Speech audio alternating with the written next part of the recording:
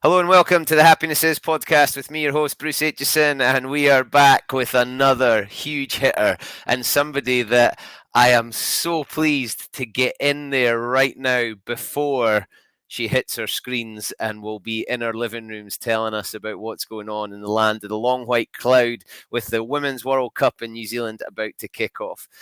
What can I say about this lady who has performed at the highest level? And whenever you read and whenever you speak to anyone, the same things come up. Best teammate you'll ever have, humble, modest, always available for others, and never gives herself the credit for it. So I've no doubt when I bring her on, she's going to say no way and be a little bit embarrassed, but let's do it anyway for a Scottish legend, the one and the only, and soon to be all over our TV screens, Debs McCormack. Hello. Hi Bruce, how you doing? Yeah, good. There it is. There's that humble, shy response that I was expecting. What does it feel like when you hear your teammates give you that praise? That's the best praise in the world, isn't it, when it comes from your teammates? Yeah, it's lovely to hear. It it gets that real family feel, and it's nice to know that you can be a support to people off the pitch, as well as on the pitch, hopefully. And I've read things where you've been quoted in saying they're like my sisters. Is that genuinely how it felt? Yeah, definitely, especially when you're in that environment and you're kind of in a bubble, so you have to lean on people, and you end up being like a family, like I say, and like sisters. And sometimes because I was one of the older ones, it's a bit of a mum role as well, or older sister, auntie, that kind of thing. But no, it was really good, close knit, family type environment. And there's quite a few of the players. I saw Jade Conkle Roberts, saying that you were always available for a cup of tea. Yeah, we like to have a cup of tea, which probably reinforces the sort of mum, older type. Jade always took that. To be fair, Jade was probably worse than I was. Even though she was younger, she would be like in a fluffy dressing gown and slippers with a cup of tea at 8 p.m. So um, I would join. I'm not quite to that extent, but we'd always have a cup of tea in the house. Yeah. I love it. I loved reading the stuff about you in the articles, and they always I always felt like they had to go and ask other people about you because you're never a big fan of talking about yourself. No, I don't like it. Well, It's, I've got news for you. It's going to have to happen now. So how did well, it start? How did rugby start for you? so I was 10. My brother was playing, and I used to go along with my dad and watch and cheer him on. And I remember being on the sidelines and just sort of running up and down and wanting to get involved. And it was his coach that was like, "Well, let's get you on the pitch then." And yeah, so obviously he was a little bit older than me, so I joined the team 2 years below that. But it was also like seeing him. I looked up to him. I probably didn't say at the time, but um, anything he could do, I wanted to do as well. So I was like, yeah, I'll have a go. But yeah, I just loved it. So it didn't bother you that there wasn't a female to follow? No, because to be honest, I just saw it as rugby, and at that time it was minis, it was mixed, and I was. I think when I first started, I was the only girl on the team, and then the next year there was two of us. Rachel Burford also played at Medway. She was a year younger than me, so she was the only girl in her team as well. And it didn't really feel like female male rugby. It was just rugby. So yeah, it didn't bother me that I didn't at that stage. I didn't see it. I think when after after 12 we couldn't play with the boys anymore. So our club really fortunate. We had an under 16s team, and at that time it was 12 to 16-year-olds all playing together. So I was really fortunate I could go straight into that team. It was a bit daunting, to be fair. I mean, you've got a 16-year-old teenager, and I think I was like 11 coming up 12 coming into that team, and it is a bit. But they then become the role models, and you see them smashing up the pitch and really athletic, and that's when you say, I want to be like those, and without probably realising it at the time, following their footsteps. And then again, after that, it was 16 into women's. So I did the same thing then with the full women's team, a 16-year-old rocking up. Um, I was put on the wing, believe it or not. Um, yeah, this little second row put on the wing and brought in for the line outs and uh, thrown up in the end and put back on my wing just to keep me out of danger. Yeah, you've got like full grown adults, which, you know, and I had Anne Robertson in the team, who ex Scotland international, and ex English internationals as well, and obviously Rachel Burford came in as well, and it was just so many individual people, but not even just like international honours. These people that would just rock up and not necessarily, you know, they might not put the work in outside of it, but they would just come on the pitch and they would absolutely just smash it out of the park, and just natural ability. And I, yeah, just were in awe of those. And they were great people off the pitch as well. So socially, you could chat to them, and that's probably where maybe I've got some of that like teammate vibes from, because I could always lean on those people, and they were like my big sisters, and you know, people that I could chat to and talk to rugby about. And you know, they would say to me, yeah, don't worry about this, or this will come with confidence. And you know, working on the small things and those small little chats, maybe not with a cup of tea, but maybe in the bar afterwards, back in those days. But yeah, just those little chats, and those things are massive. I think when you're developing as a rugby player, just small input, but constant, and that support network. That's pretty much the most beautiful club story you can tell. That sounds almost idyllic, but when we had Burf on, she did tell us about shandies on the slope at the rugby club. Was that something that happened? Yeah, like I said, there wasn't so many cup of teas. It was more boat races, and to be fair, was amongst great. To be fair to her, I wasn't so good at that. But yeah, it was a very social club, so shall we say? And there must have been challenges to be, you know, the game was still amateur. I can't imagine you had any idea that we'd be sitting here now and you were going to be on TV talking about not necessarily a professional World Cup, but pretty close, certainly the closest we've ever been. You can't possibly have been able to look into your crystal ball and see this journey. So you were just doing it because you loved it. Yeah, definitely. And I think, to be fair, a lot of the players, even in the professional era just now, they still do it because they love it. They're not doing it for the wages, for the contracts. They're doing it because they love it. And it's great that it's professional. They do get paid and supported to do something they love. And I hope with the development of the professional era that we don't lose that, because I think that's what makes the women's game particularly great, because it's that passion, it's that drive, it's everyone's on that pitch because they want to play. And I'm not saying that's not there in the men's professional game. I'm just saying it's a slightly different beast.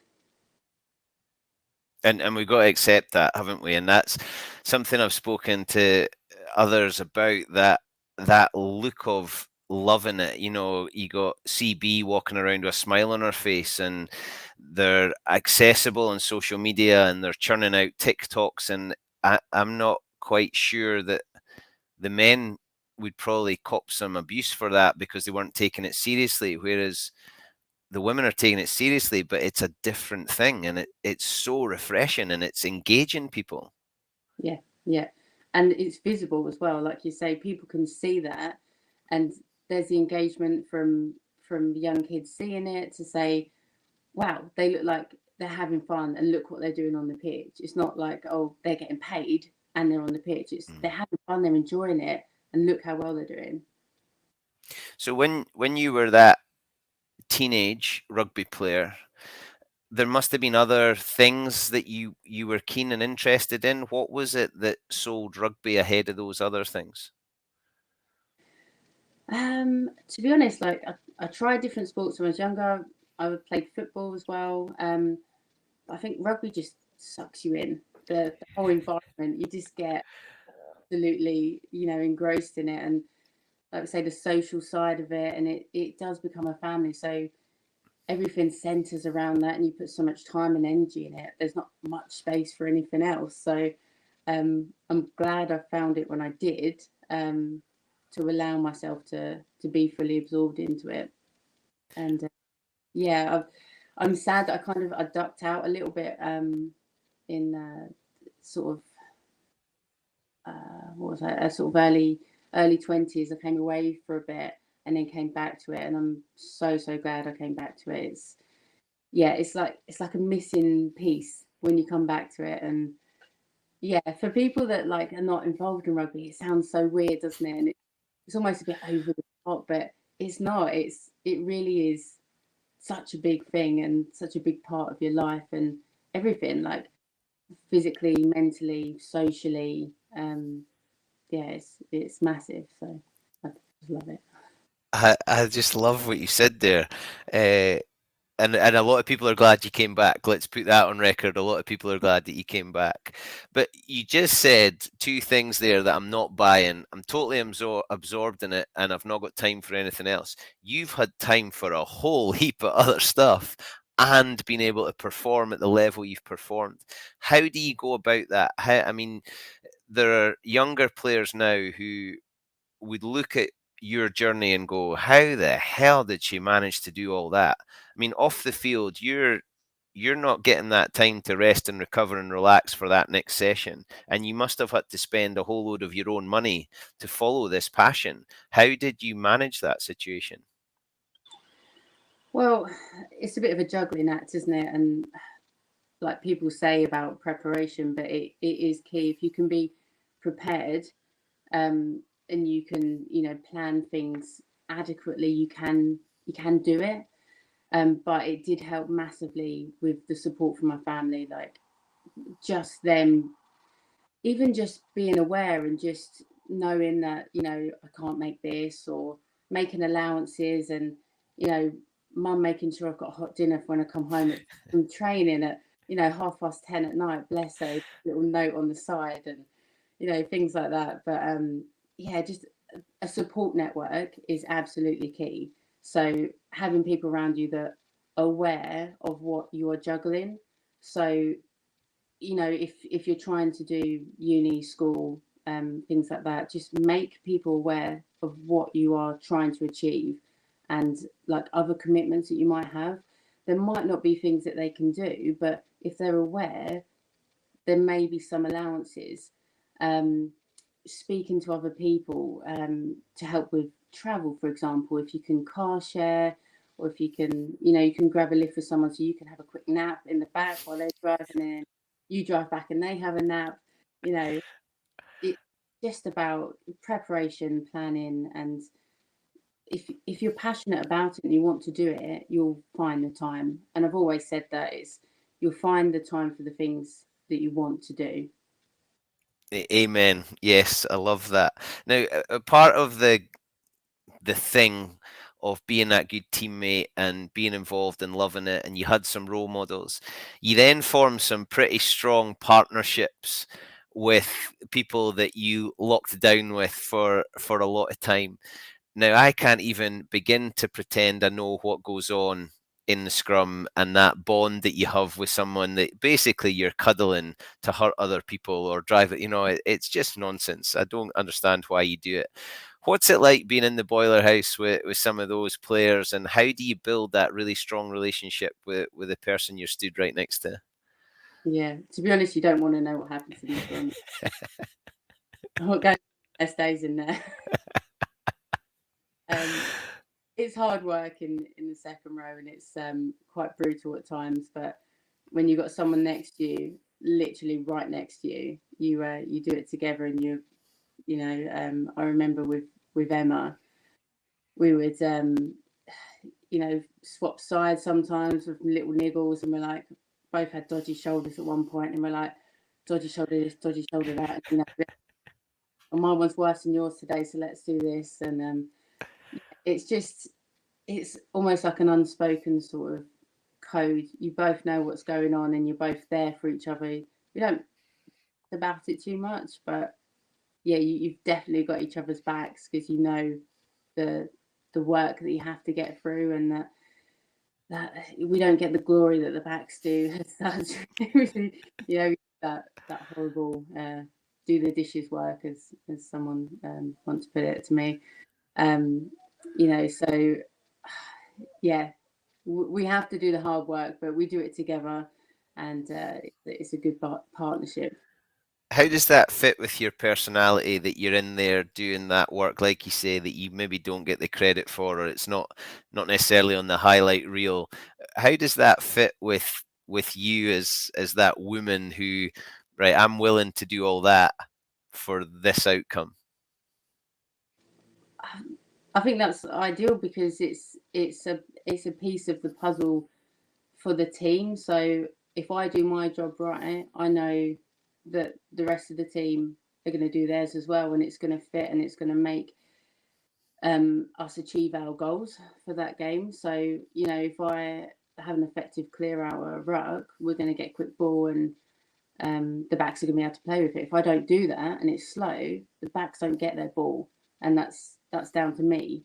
So I do my job. Yeah, I might not get on the highlights reel, but the back will, and I know that I played a part in that. So it's a team effort, isn't it? It's a team game. So we've all got to do our job, and yeah, there's not always the shiny fun jobs of and I'm sure the back probably be shouting me saying it's not always shiny and fun. But yeah, so sometimes we get to dot the ball down. Yeah, you did. You did. I know that for certain. You did. You've already mentioned her, and she's now flown off to New Zealand. How does it feel to have built that really strong relationship with someone like Emma Wassell, and you see her collecting over 50 caps and getting to do what she's doing? Is there a little bit of green-eyed monster? Are you a little bit jealous, or is it just a heart full of pride? Oh no, I'm so proud of her because it's like we've got our first caps together um, on the same day against Ireland in 2014. So we started our journey together, and I'm so proud of her. She's got 57 caps now, I think, and she's still a friend today. So it's every time I see her, like I'll send her a message, or I can chat line outs with her, and yeah, just have a bit of banter, and yeah, it's great. It feels like I'm still involved in a little way when I see her, because I'm like, I know she's doing it, and yeah, I would obviously love to be there with her. Not now, obviously, her body's too old and broken for that, but um, yeah, it's great to see. Definitely, she's got so much more to come as well, I think, which is the exciting thing. And with this, new contract era with them, it's really exciting to see where it's going to go and how her rugby is going to develop further, because we've seen her grow as a player over the past couple of seasons, and she's been down at Loughborough and doing amazingly as well. So I think she'll be key for Scotland in New Zealand as well. So I'm excited to see. I've spoken to quite a lot of locks, and there are those who love lineouts and could sit and talk about it for days and days, and there are those that just want them all and are not interested the slightest. It sounds like you're one of the former. Is that over these cups of tea? Is there a whole load of lineout chat, or does that take a back burner to the banter? Oh no, I love lineouts. Like I will unapologetically say I'm like I just will chat line out to anyone that will chat with me. We it's quite funny if you ask Emma, when I used to be in camp and Shademan Rovers there have like little line out club chats, and me and Shade would just be going at it, getting all enthusiastic, and you've got Sarah Bonner and Emma kind of rolling their eyes a little bit. But they yeah, to be fair, we've still got a WhatsApp group, a little giraffe chat, and Jade and I give a little rundown of line out sometimes.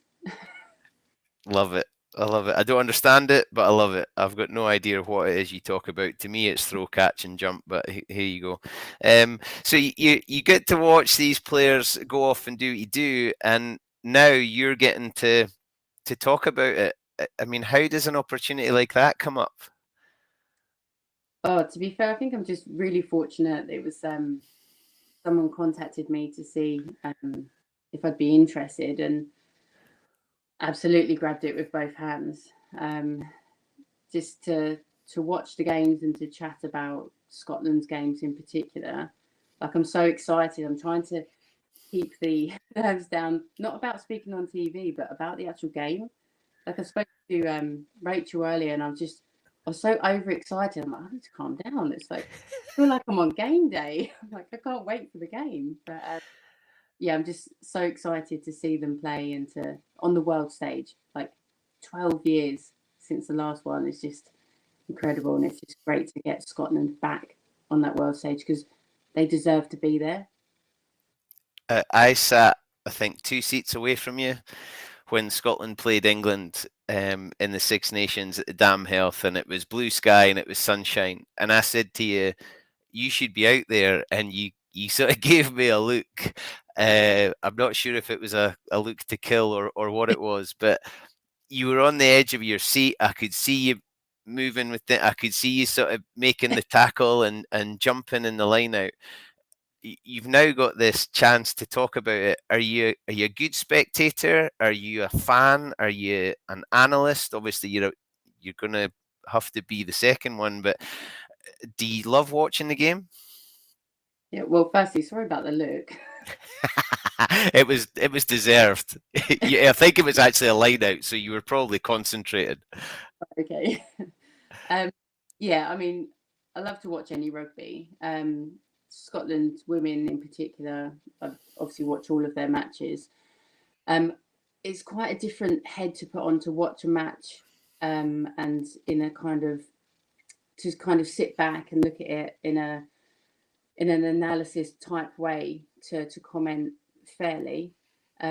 So that's been a bit of a challenge because when you're watching it as a fan, or when I was, you kind of just concentrate solely on your team and not really looking at things in context. So, I've had to sort of watch games now a step back to see what's going on, why did that happen? So not to go, oh yes, that was brilliant, or oh no, but why? Why wasn't that quite good enough, or what happened before that to lead to that? So yeah, it's been a bit of a change of perspective, but it's actually quite nice to watch a game like that as well because you then see the game as a whole and you see what's going on or what the teams are trying to achieve, or if they do or don't achieve it as well. So yeah, that's been quite but nice. Who are you really looking forward to seeing? Let's start with the Scotland squad first. Who are you looking now? You're going to give me some kind of media political answer about all of them, but I'm not letting you away with that. So give me some names. Who do you think are people going to be talking about back here, and who's going to sort of come to the attention and maybe a wider audience because of what they do in the World Cup? I said it before in some like a pre-interview thing about Emma Orr. I'm really excited to see her. I know she's not in the starting lineup for this weekend. I think she's got a little niggle, but she'll be back, and I think she'll bring really big things. Really excited about her. She's 19 years old, and massive things to come for her. What I like about her, it seems to be a really cool head. So she makes decisions, and she doesn't seem to panic. Defensively, she's really strong, and with ball in hand, she seems to make really, really good decisions. And she's just, yeah, I think there's a lot to come from her. So I'm really excited to see Emma.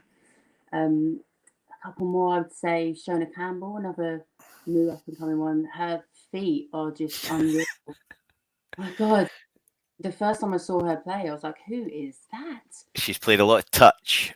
Yes, well, that obviously shows her feet are unreal, and change of pace and evasiveness is just yeah, brilliant. I'm excited to see her with ball in hand because I think she will light it up. I think she'll be electric.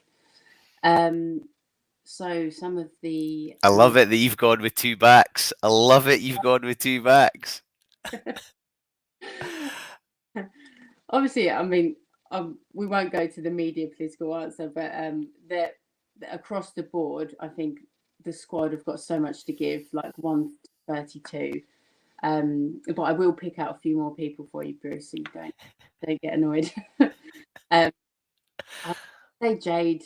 Jade is going to be key in giving really big carries and go forward ball, and I think she will absolutely give it 110. She always does, but Jade's been waiting for this for a very long time, and she's suffered a lot of injuries, big injuries that she's had to come back for, and she's going to be absolutely firing for this World She Cup. was And a huge loss when she was missing, wasn't she? That, like you said, that go forward and having one less player that was able to really generate that made it tough.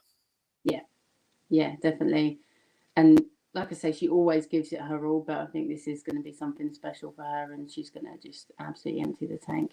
So you'll see on her wristband, she always writes things, and she has a ETT, which is empty the tank, and she always writes that to remind herself that she just has to give it absolutely everything, because you don't know when your last game will be, do you? So, and Jade's a great one for, just absolutely giving everything for the team at that moment and not keeping anything back. So yeah, she'll be exciting to watch, and I wouldn't be surprised if she's one of the top, ball carriers in the tournament. So yeah, Jade. I can't not say Emma, can I? She'll kill me. Probably not without getting abuse on WhatsApp. She would be after you if you ignored her. We know what she's going to do. She's going to catch the line out, isn't she? She is, but did you know with Emma, she's the absolute ruck queen. She will. You won't see her because she'll be there just doing her job, and she'll get across, and she'll be the first or second one there every time, and she'll be effective when she's there. She's not just there to make up numbers, And if she sees it's on, she will absolutely disrupt. So a breakdown. Emma's your girl. She'll be there, and she'll cause a bit of a ruckus at the ruck. A ruckus at the ruck. And who, I mean, some of the other squads, the English squad is outrageous. Talking of depth, I mean, some of the players there are, well, they're the best in the world in their position, quite a lot of them. What do you think is realistic? Are they going there and they're the absolute outright favourites? Yeah, I think we can't ignore the fact that they are, like you say, the depth in their squad is outrageous, and you could put any of those on starting confidently. You could split two teams out of that squad, and they could play each other, and I wouldn't know who would win. To be fair, um, they've won 25 games on the bounce. That will give them confidence. They are going in as favourites, but I wouldn't underestimate New Zealand.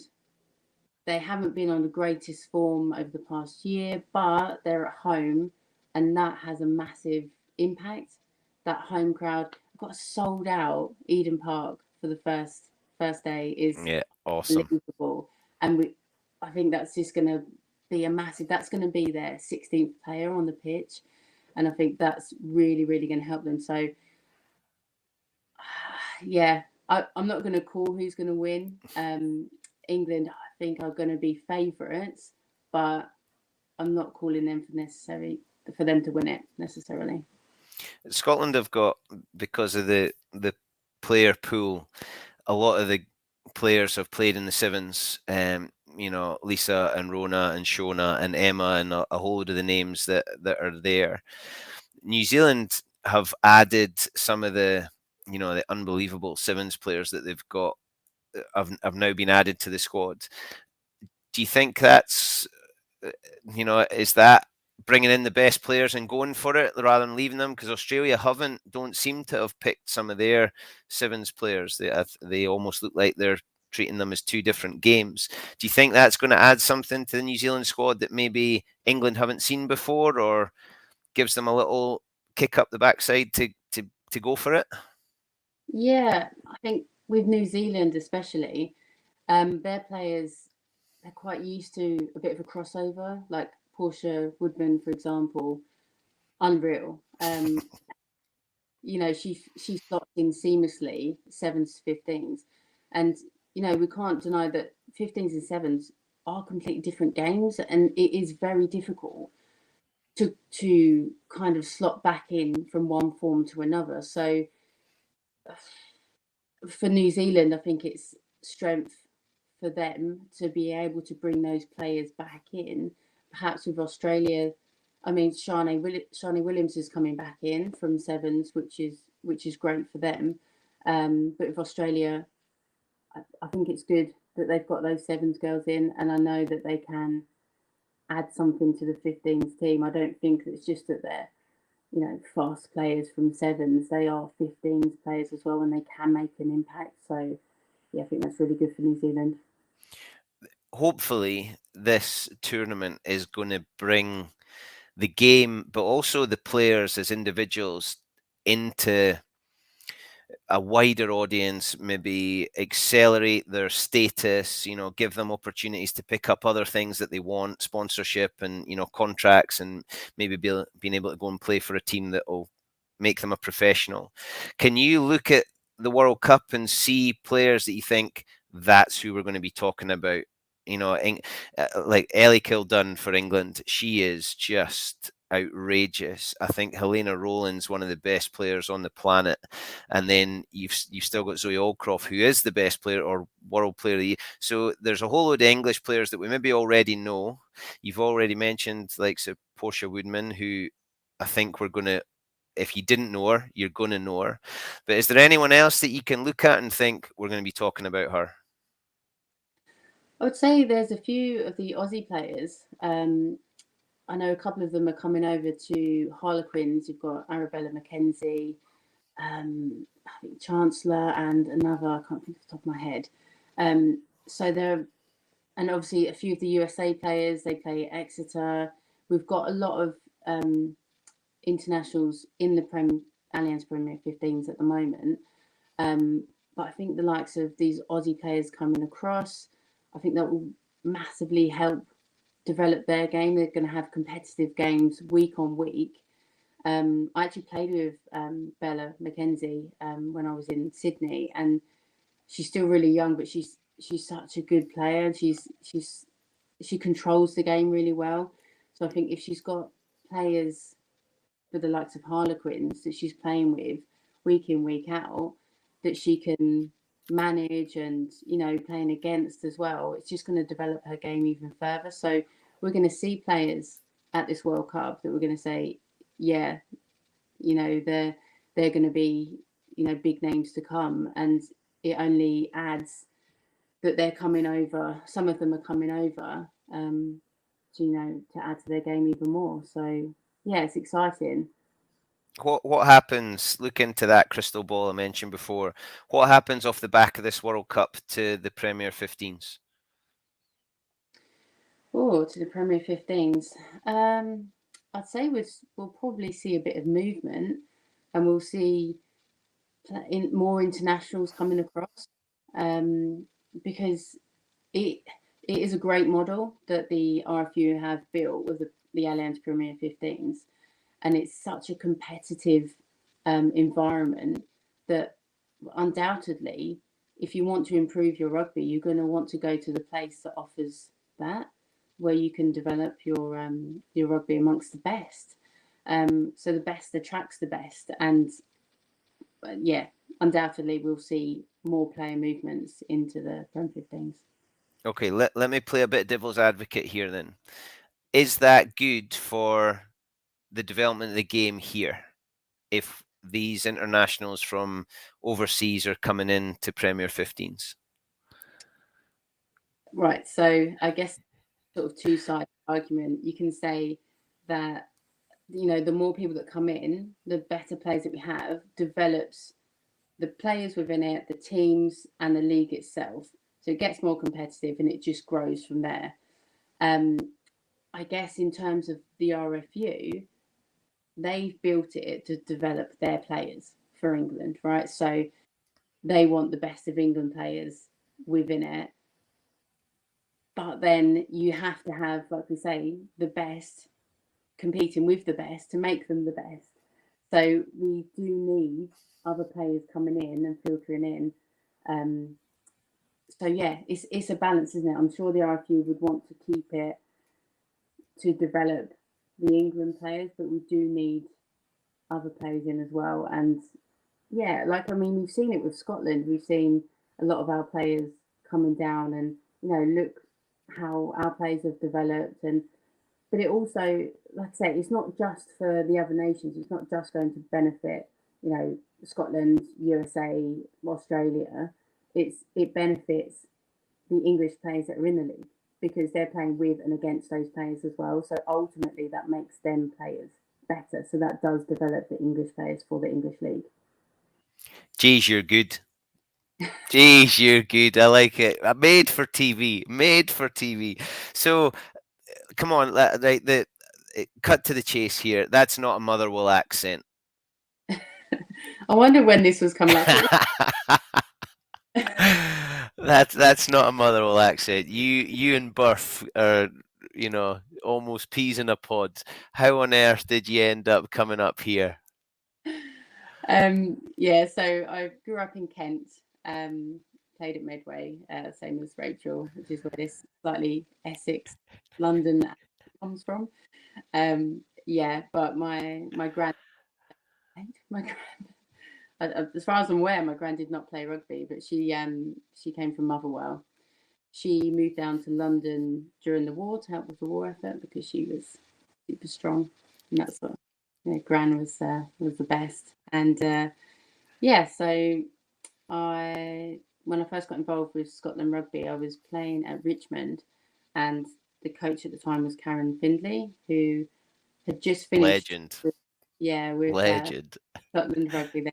So she found out that I was qualified, and she told me to go up to trials, and it was literally like 2 weekends time or something, and I was like, oh gosh, right, okay. So went online to try and book a flight, and yeah, it was like last minute, so it was like super expensive. I think I was a student at the time, and I was like, so I paid for that, and then had to get like I stayed in this like hostel that was it was fine, but that's all the money I had left. So I was in this like bunk bed hostel, and got my BA flight up, but yeah, the next day turned up to this open trial day, and it's gonna sound so like cliche, but as soon as I got in that environment, it literally just fit. Like I knew that that's where I wanted to be and I should be, and yeah, it just felt right. Who did you meet? I remember being in the changing rooms and Lindsay Smith came up to me, and she said, Another legend. yeah, yeah. And she said, oh, Jock, Karen Finley told me that you were coming up. I just wanted to say hi. And I was like, oh, that's nice. And I remember Lindsay Wheeler as well in the changing rooms because she was at Richmond as well. So, yeah, it was a really daunting prospect because I didn't really know anyone. But like I say, it's really weird, but it was just right. From the very start, it was just right. Can I just say that I'm really disappointed that Karen Finley's nickname was Jock. There's not a huge amount of imagination in that, is there? Come on, come on. So you come up here and it feels right. Scotland's the place for you. What happened next? You turn up to a trial. I mean, you've registered online. They've obviously done a bit of background. Jock's passed it on. You need to get hold of this player. What then starts to happen? Does it just unravel in front of you? Yeah, a little bit of a whirlwind, really. It was so that was 2013. Um, we had a few sort of warm up games, but at that time, I think we played like the Irish Exiles or something like that in the backfields of Murrayfield, and um, yeah, it was it. But then it just sort of felt like we had training matches and camps, and then boom, Six Nations, and that first game I was starting, and I was literally felt like a rabbit in or deer in headlights, or giraffe in headlights.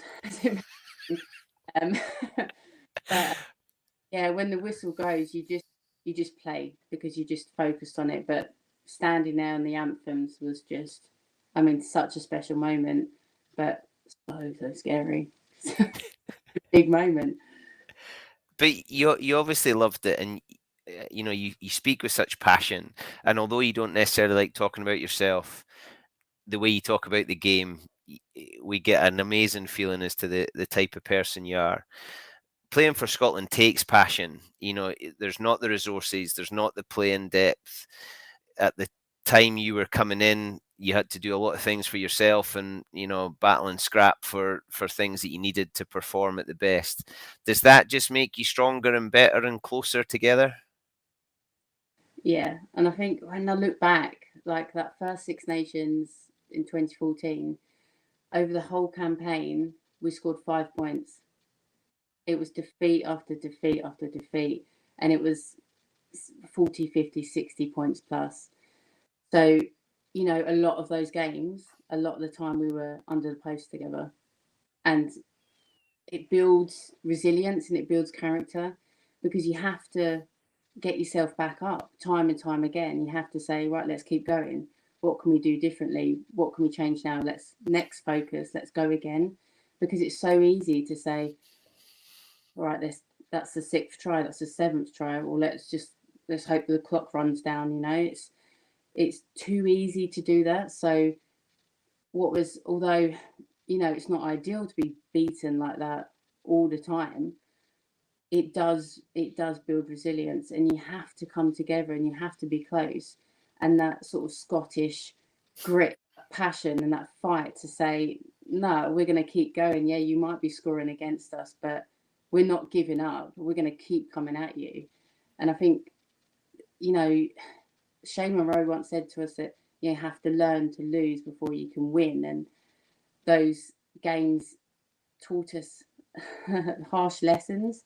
And obviously, there's other lessons around that, but that brings you closer as a team, definitely. And you go back down to London Village, having maybe taken a pasting, and you go back into the club changing room. What was that like?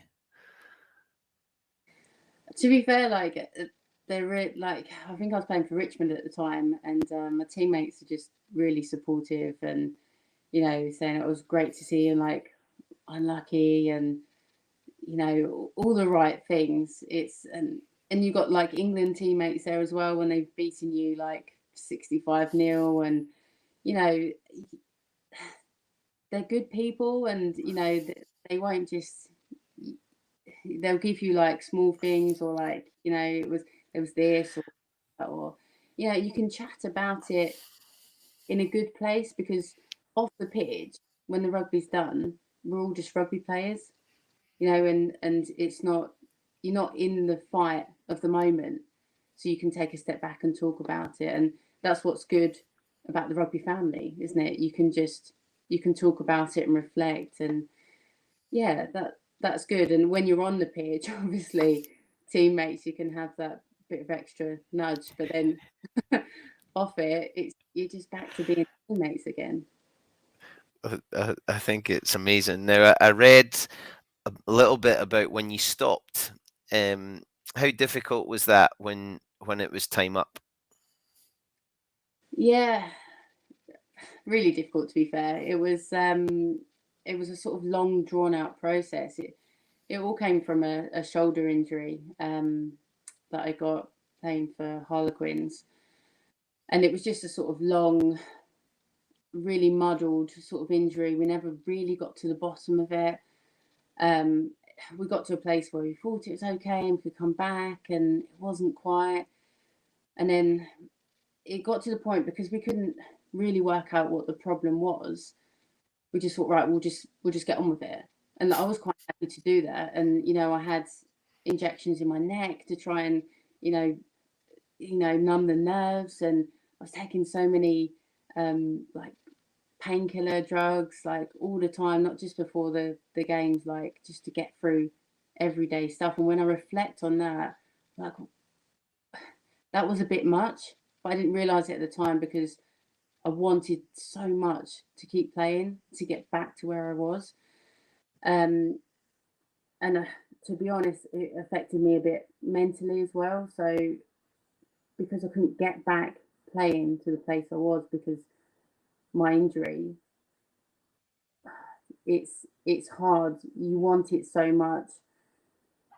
You're being told that there's nothing wrong with your shoulder as such. So you want to get on with it, but you can't because there's something wrong with your shoulder. But yeah, it's difficult. And then obviously I came back a bit too soon. I think it's the Six Nations 2019, maybe Six Nations. I missed out on the first game, and then Shade brought me back for the Ireland game. Now I was only supposed to come in camp just to come back into the environment and to just sort of train. And then there was a last minute injury, and I didn't even go to the bench. I went straight to starting. I think because they wasn't sure of my shoulder, they were like, "Well, we'll start you, and if we have to, we'll bring you off." And that is what happened. Because it wasn't good enough, and defensively I wasn't good enough, and I know that. And on reflection, should I have been playing? No, but if you ask me, will you play? It will absolutely be yes all the time. Um, you know, my shoulder could have been hanging off, and I would have said yes, strap it up, let's go. Um, so yeah, that may not have been the right decision, and from there it didn't get any better, and so I needed to go away and sort of rehab, get it better, and get some solid game time under my belt. But I couldn't get myself back to that point, and then I sort of spiraled there and mentally got in a bit of a tricky place. Started to fall out of love with rugby a little bit. Yeah, it's a bit difficult to talk about, to be honest. But yeah, I remember like being at training and just sort of sitting in the car one day, and I couldn't get out. I couldn't go, and I drove home. I don't know. I'm getting upset now, but yeah, it was difficult. Is that, I mean, you put so much into it, and it wasn't the thing you were doing 9 till 5. Had had it become too big a part of your identity? Yeah, probably. I probably you put a lot of pressure on yourself as well, don't you, to want to perform and to get back to a point where you know you can be.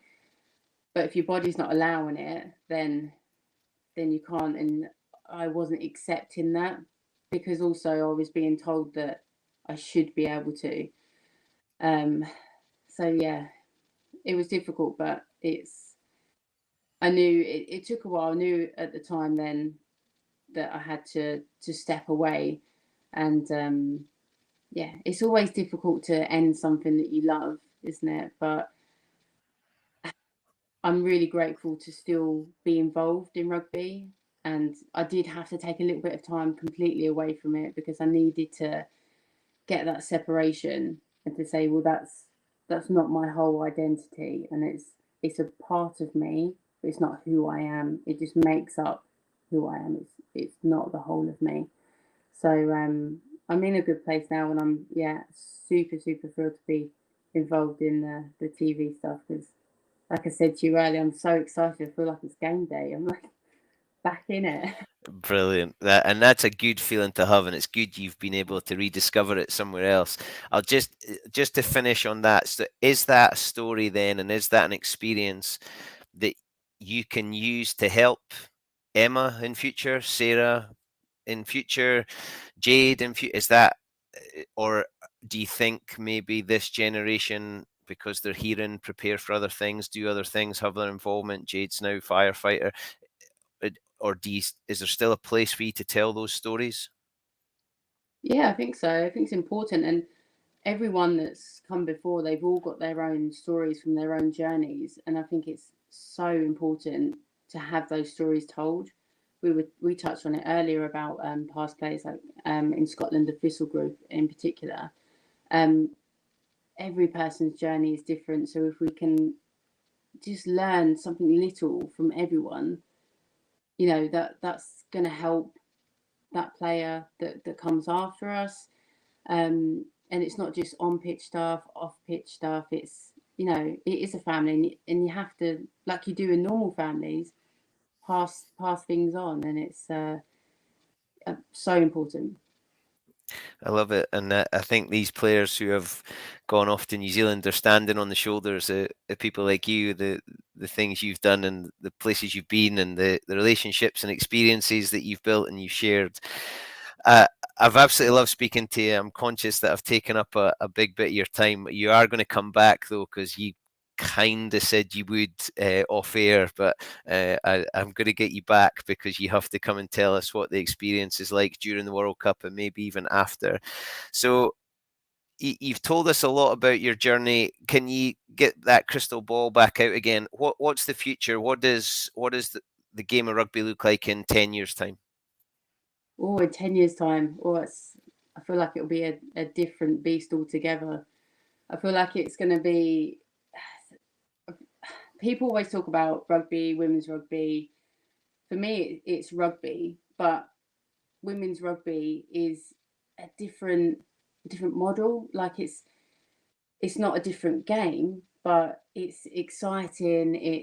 It offers something slightly different, but it's still rugby. If you want to watch rugby, go and watch rugby, men's, women's, whatever. Um, but it needs its own direction. So I think what's great, like with the TikTok Six Nations having its own window, brilliant. And I Yeah. know there was a resistance to that at the beginning because there is some, you know, it's great when men's clubs can support women's clubs to get that exposure, like the likes of Harlequins, so great at, piggybacking the women's team. Not, I don't mean that in a bad sense, but I mean in terms of getting there Yeah, supporting. on board. But yeah, so the Women's Six Nations having its own window, that has been absolutely massive, and you can see the fan support and just like you said, the socials and the channels and the media that comes out of that is dedicated to rugby, women playing rugby, and I think in 10 years time where we can go from that is just, it will be its own entity. It will be rugby, but it will be this new entity, this beast of, we it'll be its own thing. It'll be massive, and it's so exciting to see where it's going to go. And for women's sport in general, it's huge, and it's just exploding at the moment. So it's so exciting. Yeah. Amen. I'm going to ask you two questions to finish. The first one is if you could speak to 16-year-old Debs who is about to go into that women's environment, if you could speak to her and give her a little pearl of wisdom, what would it be? Oh, pearl of wisdom. I would say just keep going. Don't doubt yourself, and have confidence. Have confidence in everything you do. Um, Someone once said to me, doing something is better than doing nothing. So if you're unsure of a decision, back yourself all the way because you've made a decision and you're going with it. Do it with confidence because that is better than not making any decision at all. Love it. Okay, the last question. I didn't tip you off for this, but guests that come on, they have to finish a sentence for me. And we've had the weird and the wonderful, and we've had the straight up bloody obvious. So let's see where this goes. So for you, Debs McCormack, happiness is The Women's Rugby World Cup. nice. Nice. And ITV are currently sitting applauding that answer. Well played.